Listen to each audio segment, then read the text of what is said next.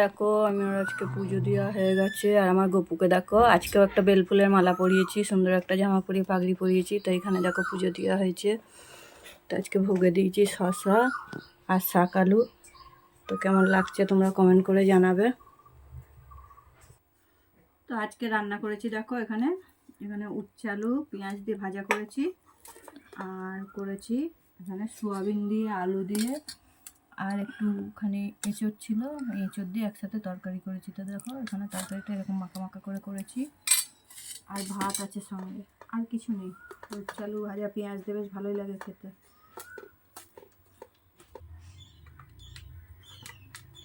আহা, ভালো লাগছে। অন্তরা কেমন হয়েছে রে? সব একসাথে ঘেটে ঘর।